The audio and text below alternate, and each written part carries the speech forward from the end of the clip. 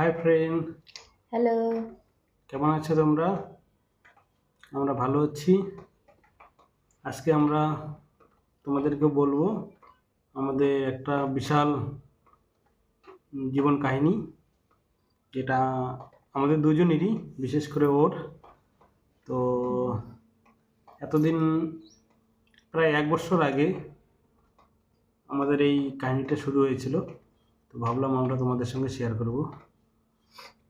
মাঝখানে ও ভিডিওর মধ্যে বলতো যে ওর শরীর খারাপ, মাঝখানে ভিডিও দিতে পারতো না। তো শরীর খারাপটা এটাই যে ওর কিডনিটা খারাপ আছে একটু। তো কিডনি খারাপের মধ্যে প্রেগনেন্সি আসছিলো। তো সেটা নিয়ে আমরা ডাক্তারের কাছে ডিসকাস করছিলাম।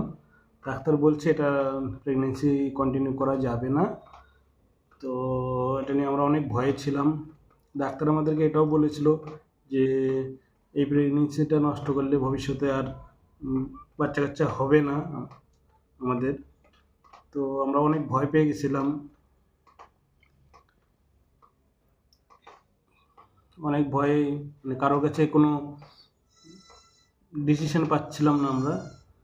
তো কী করবো কিছু বুঝতে পারছিলাম না। তো এইভাবে চলে গেল, 2টা মাস চলে গেল। তারপরে আমরা গেলাম আমাদের যে ঠাকুর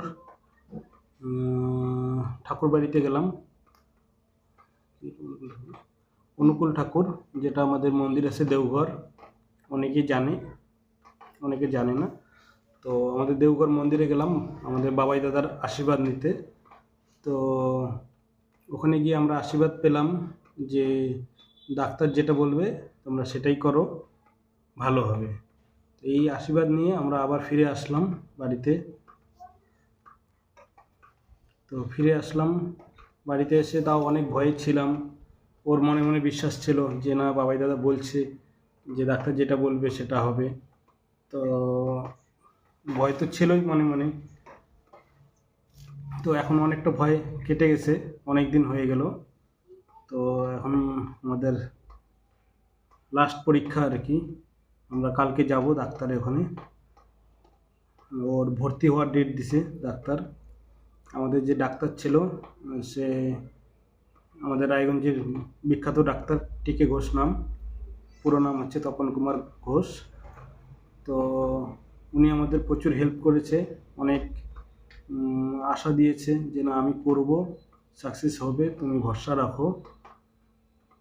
তো এটা আশা নিয়ে আমরা এতদূর পথ এগোইছি তোমাদের ভালোবাসা নিয়ে। তো কালকেই ভর্তি হওয়ার ডেট আছে। কালকে আমি ওকে সকালবেলা ভর্তি করাবো, মোটামুটি 8টার সময় ভর্তি হতে হবে। আর পরশু দিন বাচ্চা হবে আর কি। তুমি বলো কিছু। তো মাঝখানে ওর অনেক সমস্যা হয়েছিল, শরীরে রক্তর কমে গেছিলো। ওর যেহেতু কিডনিটা খারাপ, কিডনি খারাপের জন্য রক্ত ঠিকমতো হচ্ছিল না শরীরে। মাঝখানে আপনাদের রক্ত দেওয়ার একটা ভিডিও আমি পোস্ট করছিলাম, তো তোমরা চ্যানেল সার্চ করলে দেখতে পারবে।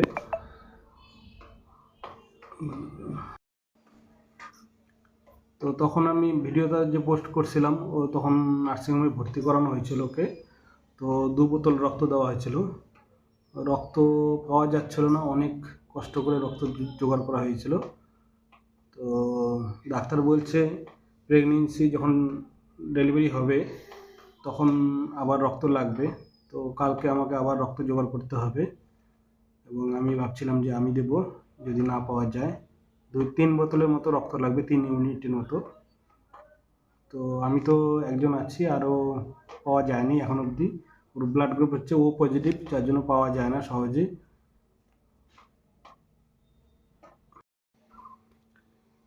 তো এটা ছিল আমাদের জার্নি। মাঝখানে তো অনেক কিছুই হয়েছে, তো সেগুলো আর বললাম না, খুলে বললে ভিডিওটা অনেক বড় হয়ে যাবে, আর ওর শরীরটাও বেশি ভালো না। তো ভিডিওটা করার উদ্দেশ্য এটাই ছিল যে পৃথিবীতে অনেক লোক আছে যাদের কিডনি খারাপ হয় বা প্রেগনেন্সি নিতে ভয় পায়, ডাক্তাররা ভয় দেখায়। তো তারাও নিতে পারে। আমাদের যেহেতু হয়েছে, এখনও সাকসেসফুল তো হয়নি, আশা করি হয়ে যাবে। তো কেউ যদি চায় যে না আমার কিডনি খারাপ বা আমি প্রেগনেন্সি নিব, বা কিডনি ডাক্তার যদি না করে, যদি আপনাদের নেওয়ার ইচ্ছা থাকে তাহলে নিতে পারেন।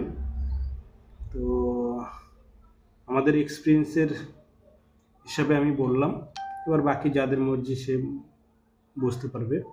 মাঝখানে ওর অনেক শরীর খারাপ হয়েছিল, এখনও শরীর খারাপ আছে। শরীর তো একটু খারাপ হবে যেহেতু কিডনি খারাপ। তো তার মধ্যেও অনেক সাহস করে তারপরে এই পথে আমরা এগোচ্ছি। তো আজকের জন্য এটুকুই ভিডিও। এরপরে কালকে আমরা ভর্তি করাবো, তো সেই ভিডিওগুলো আপলোড করব। তোমরা সাথে থেকো, দেখো আর আশীর্বাদ করো যাতে ও ভালোভাবে সুস্থ হয়ে বাড়ি ফিরতে পারে।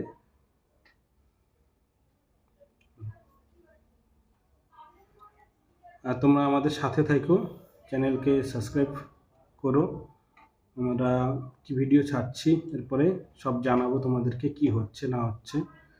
কালকে পরশু তারপরে বাচ্চা হবে, কি বাচ্চা হবে জানি না, এখনও আমরা দুটো নাম ঠিকঠাক করে রেখেছি।